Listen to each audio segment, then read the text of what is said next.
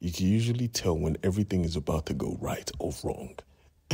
And at this point, everything went horribly wrong because Master Fang believed in something that didn't love him back. Welcome back to my YouTube channel. And if you're not trying to get lost in the source of this amazing story, go check out the Fire Force playlist or click the link in my bio. Now, let's go. We pick up where we left off with Master Fang trying to call on his master, trying to awaken him from the stone to come give them back up. But his master didn't respond. It was so heartbreaking that he had to run away. Awakening the dragon was his only option. Releasing that beast that was supposed to destroy the world was his only solution. But even that, no response as well. He commanded arise, arise. Nothing came. It was so horrible that he decided, okay, if you won't wake up, I'm coming to you. Diving straight into the holy waters. But Owen and his master followed suit, and when they got into the cave that lay below, they saw Master Fang on his knees in disbelief.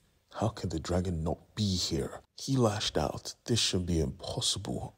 But Owen was tired of his garbage, blasting him in the chest. You failed. Everything you believed in was wrong. You killed people for no reason. Now shut up and come with us.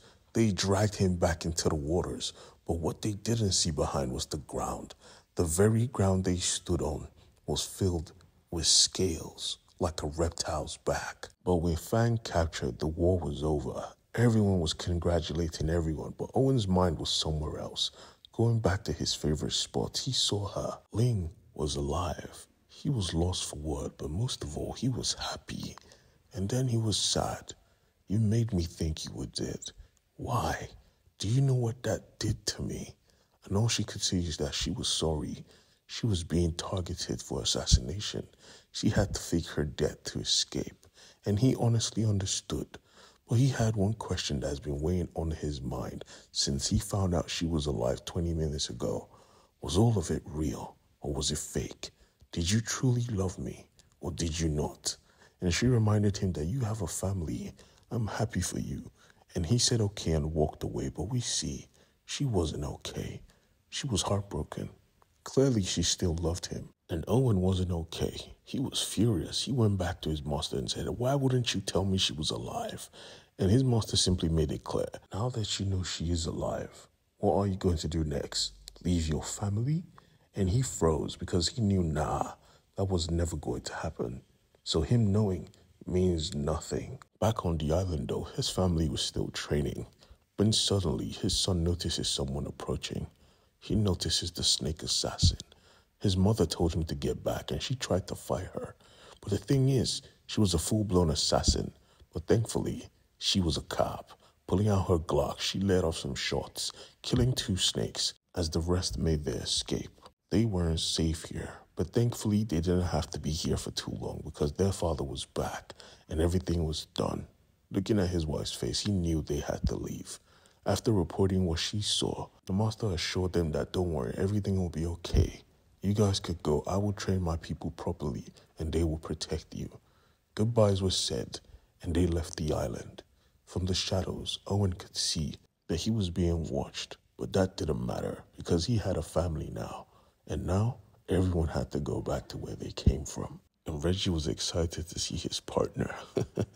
Owen making the stupid mistake of not telling his wife what he saw made everything more complicated. Waking up the next day, he felt the spirit of longing, like someone out there was watching him.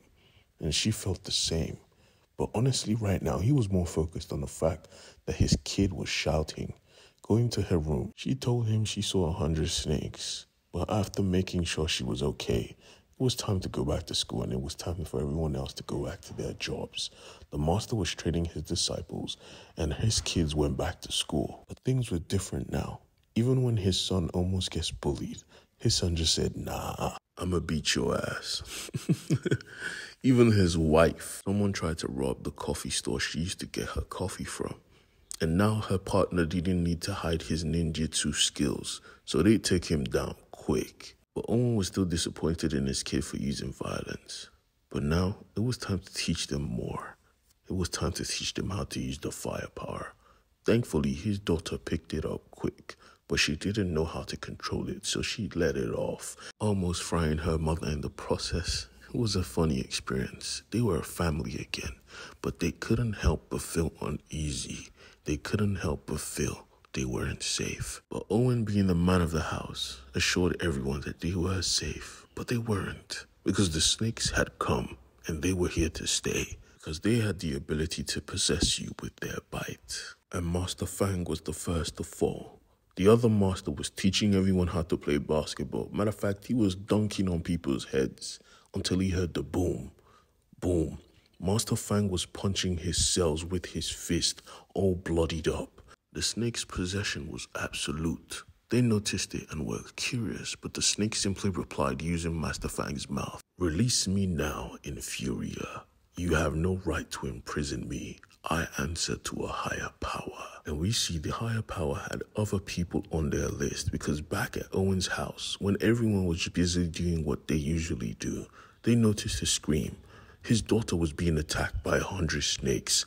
They were trying to possess her because they knew she had the firepower now. And just like her father, she was a target. But thankfully, her mother was quick, catching one of the snakes and instructing her daughter to come close. They each jumped out of the window, heading directly to the floor below, but the snakes followed suit, because this wasn't no magic 100 snakes, no.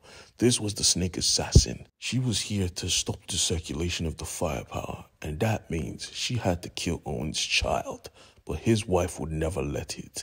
She was trained, but like I said, she was no assassin. Her daughter tried to support her from the back with fire, but she couldn't. For some reason, the fire wasn't coming out, and just before her mother was about to die, a ninja came from the shadows, a really pretty ninja. The ninja, quickly pulling out 2 shurikens, decided to butcher the snake assassin, but that didn't help. After a few cuts, she simply just transformed back to 100 snakes and slithered away. And just at that moment, Owen got back home, and he simply stated the name that should never be stated in front of his wife. "Ling, what are you doing here?" As soon as his wife heard that name, she lost it. "When exactly were you going to tell me your dead ex-girlfriend is currently alive?" And Owen knew, yeah, I fucked up. But it wasn't just Owen having a bad day, because back on the island, Ling's father was being informed that she was missing, but he couldn't even hear it because, yes, he was bitten by a snake. He was under the snake's control, and he was going to wreak havoc. Trust. Now, don't forget to hit the subscribe button and the bell for notifications when I drop a new video. Peace.